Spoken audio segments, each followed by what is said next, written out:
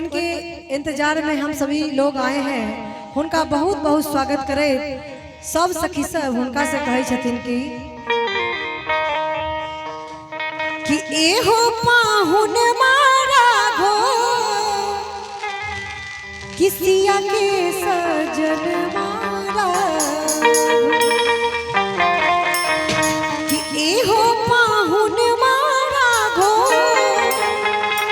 किसिया के सजन मारा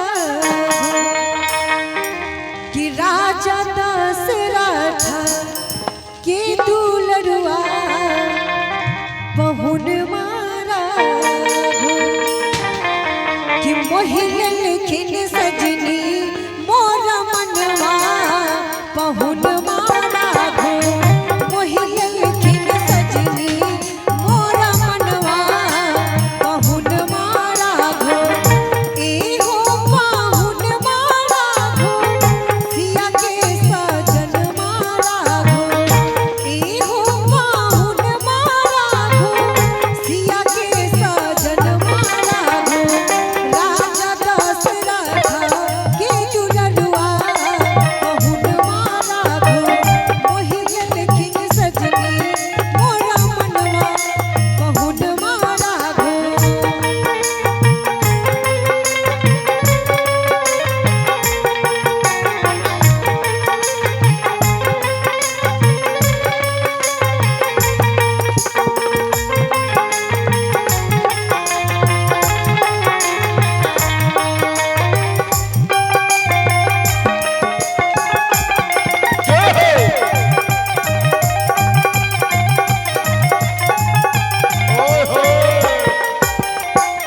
चलो चलो देखन सखी है दुल्हा नीरे खन सखी है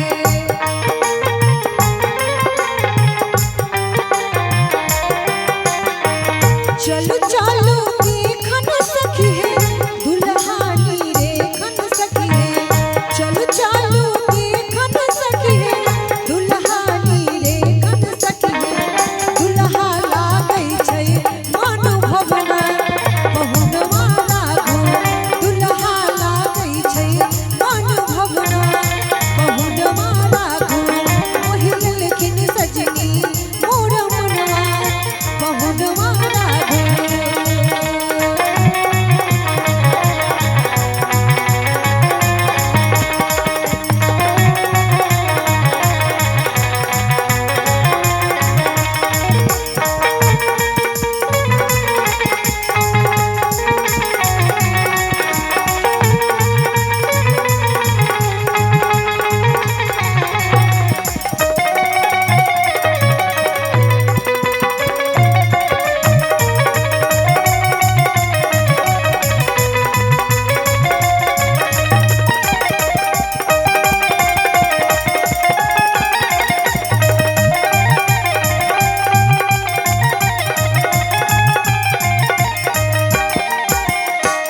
अखियन में तहरी काजल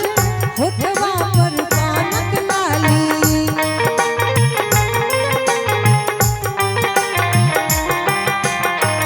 अखियन में तहरी काजल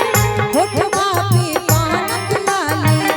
अखियन में तहरी काजल होठवा पे पानक लाली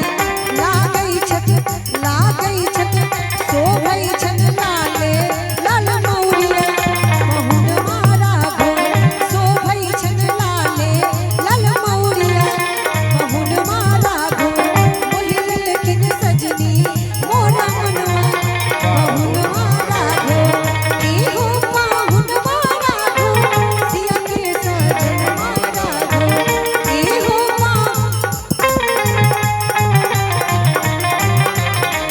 राजा दशरथ के दुलरुआ बहुन मारा घो मोहिल खिन सजनी मोरा मनवा बहुन मारा घो मोहिल खिन सजनी मोरा मनवा बहुन मारा घो मोहिल खिन सजनी मोरा मनवा बहुन मारा घो एहो बहुन मारा घो कि एहो बहुन मारा घो। हार्दिक अभिनंदन।